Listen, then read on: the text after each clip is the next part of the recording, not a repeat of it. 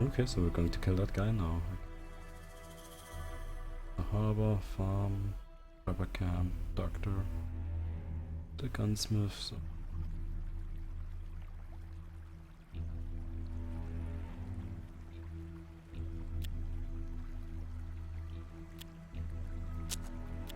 They have restoration, red meat. Like, oh no, nothing.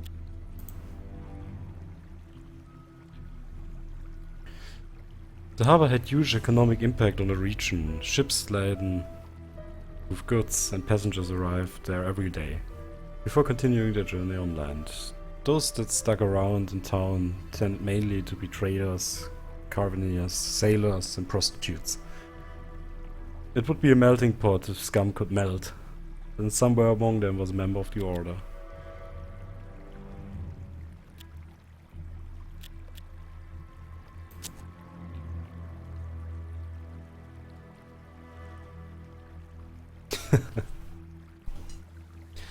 With his powerful voice, Cervantes proclaimed that a sinner was in their midst, who would soon bring the doom to them all. When he told them it was Laszlo, the man was immediately chained and brought forth. Cervantes looked at him with disdain, then made a dramatic gesture.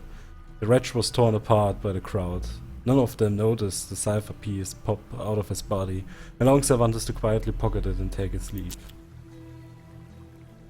Well, that was okay, I guess. The thing I wonder about is where I can get like the other stuff. I probably missed something. Go to the trapper camp.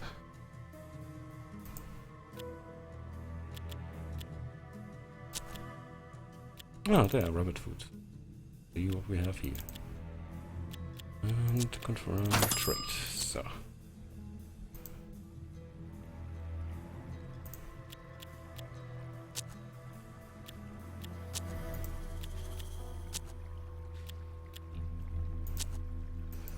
Ram shredded the rabbit's foot into pieces and threw them into the cauldron. Then he could see the man clearly. It was Mike Mudgett, or Mudgett, one of the farmhands at a farm in the north. If we can also trade with them.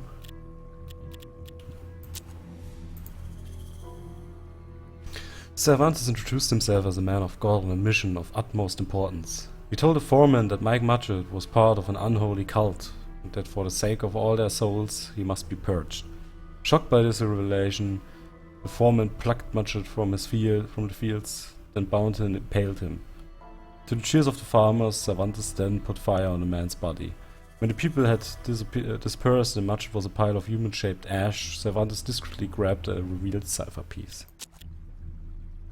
Now I need dried meat. They don't have dried meat. And all sorts of stuff. Lucky coin, bottle of liquor. Oh, maybe down here.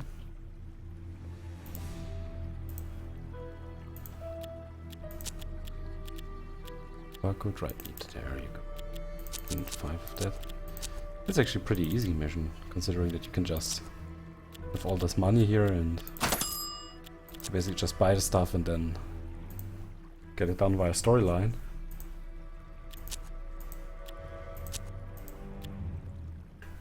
Raum took the first 4 pieces of meat and chewed on each one before spitting it into the cauldron.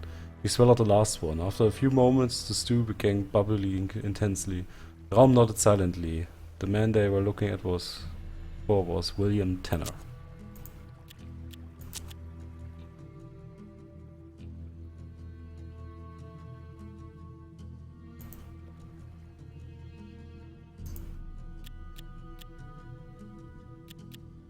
Every member of the order that Raum identified was dead.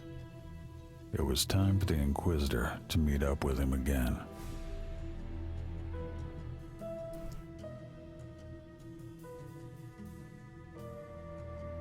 Black arts. The man delivered swift justice, rousing Tanner with kicks, then carrying him to the main camp area and nailing him to a tree. Someone told them he must now remove the source of evil and cut the cipher play from Tanner's abdomen using a ceremonial dagger. telling the man he had saved countless lives through their selfless action that day. That's great.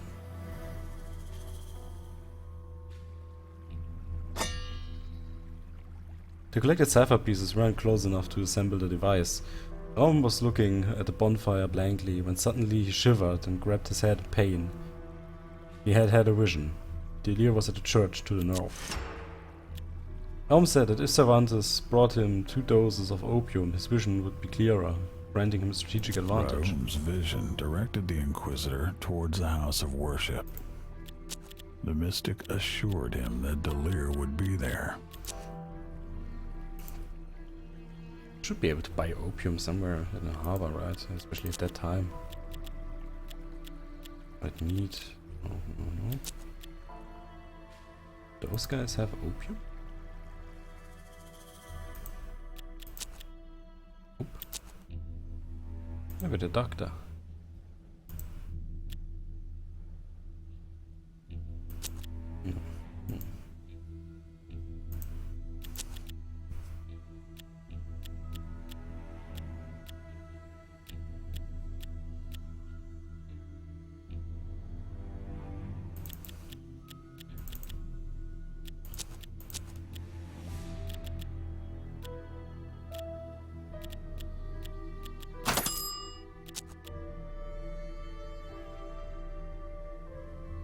Chinese trader. Ah, Chinese trader.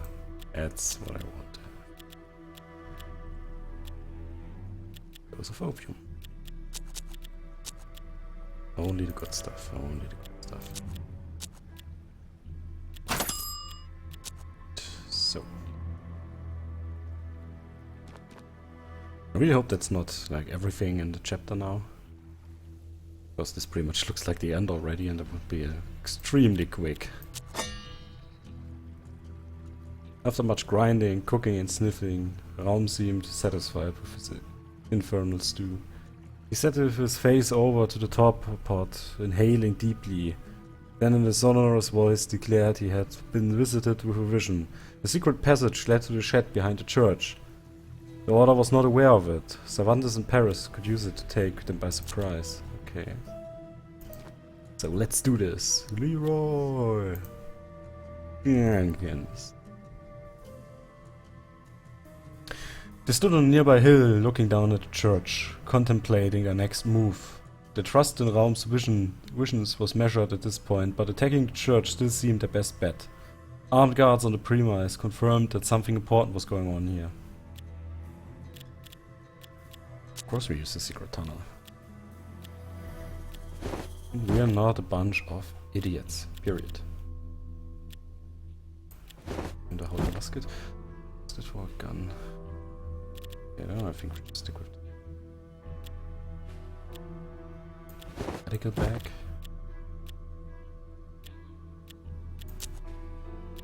That guy, he has Kendall Calvera, personal weapon.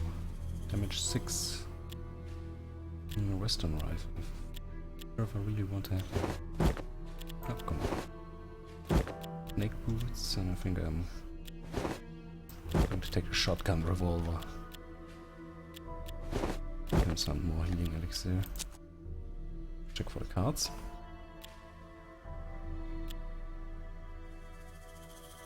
Weak.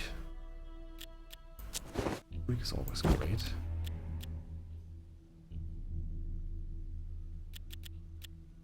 We have a king. There's a 10.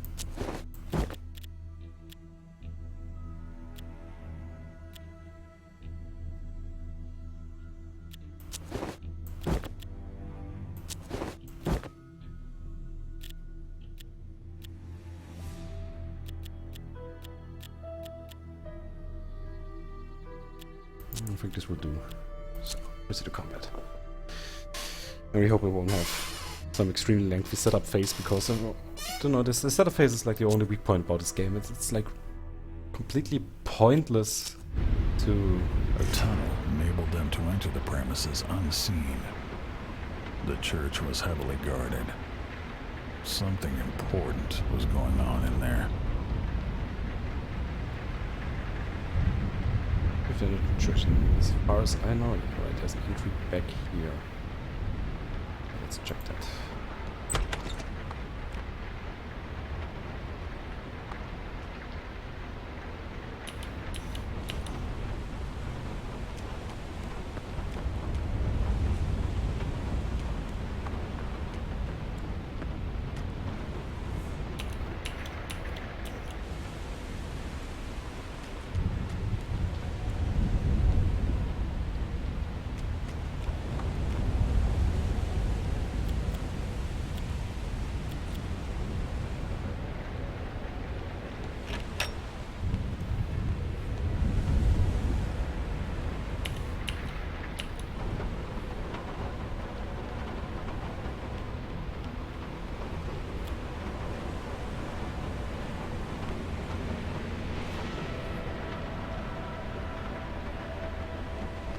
To Cervantes' surprise, there was but one lone soul inside the church.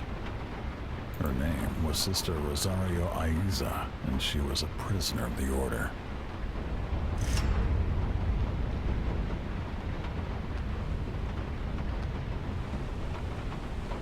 Sister Rosa was a supporter of the order until she discovered Delir was using a clairvoyant to stay one step ahead of their enemies.